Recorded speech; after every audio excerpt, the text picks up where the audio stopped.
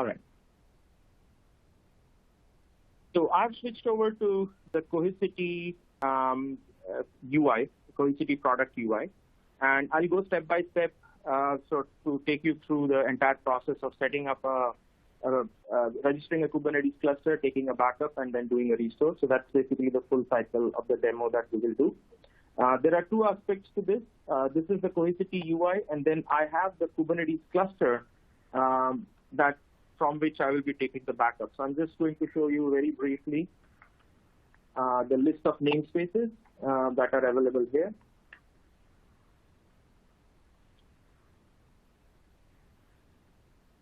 Yeah. So this is the list of namespaces that are available on the Kubernetes cluster from which I'm going to take backups. And we'll come back to this screen only once we have done a restore. So let's switch back to the Cohesity UI. So in Cohesity, the story begins with registration of a source, which is basically, what exactly do you want to back up? You register that source as a backup source. And as you can see, just like everything else that we protect, we have a Kubernetes cluster sort of called out over here. And you click on Kubernetes cluster, we only need the host name and IP address of the Kubernetes cluster, and we need a bearer token. Once we do that, the Kubernetes cluster is registered. So I already have my cluster registered here, and I'll show you what it shows just after registration. So I see all the objects contained in that Kubernetes cluster, which is basically the list of namespaces, which I just showed from the command line. Now, we have a Kubernetes cluster that is registered, and now we want to take some backups. So we'll take the backup of this namespace called nginx-example. The step to do that is to create a protection job. So when I create a protection job, it immediately lets me select what I want to back up. So I'll select the nginx-example cluster, namespace that I want to back up, and create a backup job for it.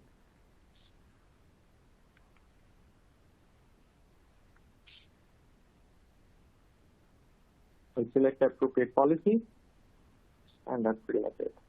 So my backup job is launched, and it takes about a minute to finish.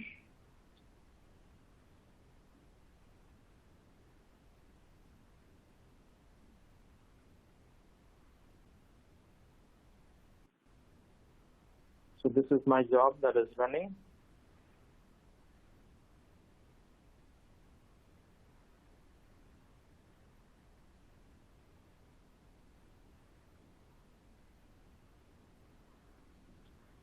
Yeah, and the backup is done.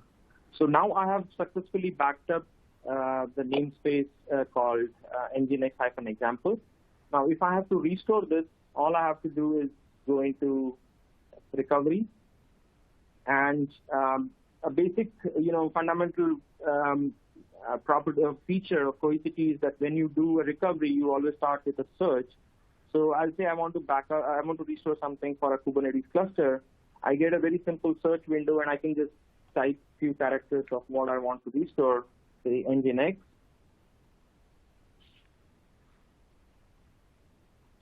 And I get a list of objects that match that search criteria. So I pick up the nginx backup that I just did, and I continue from there. Now, as you can see over here, there are two choices. We can rename the namespace during recovery, so we'll just recover it with a new name. And this is obviously required when you don't want to overwrite the original with the same name. And you can also recover the namespace to another location. So if you have another Kubernetes cluster registered, you can just say recover to a new location and use that location for recovery. So I'll just use the first option, and I'll just add a prefix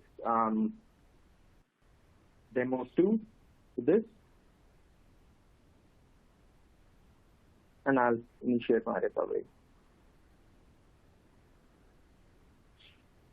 Now, while the recovery is going on, we can switch back to see the namespaces, and it will appear back in about a minute.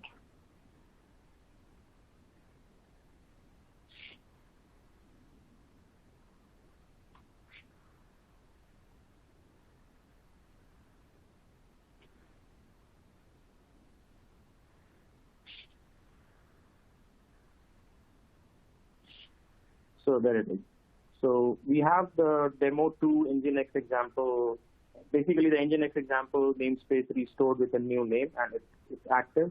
So the advantage of this is that over a crude way of taking care of Kubernetes data by just backing up the persistent volumes or data from somewhere else, this method allows you to bring back the object in its entirety and makes it immediately usable, as compared to bringing the data from one place and getting the configuration from somewhere else, and so on. So that's the one advantage. And the second advantage is that, as you would have seen, the workflow is exactly the same as what you would do for the basics of the workflow are exactly the same as for any other application. If I was doing VMware, I would have done a vCenter server and VMs. Over here, I'm doing a Kubernetes cluster and namespaces. So this is where we are with the demo. And we can also see the back recovery job is now successful. So that's the last part of my demo, and I think we can switch.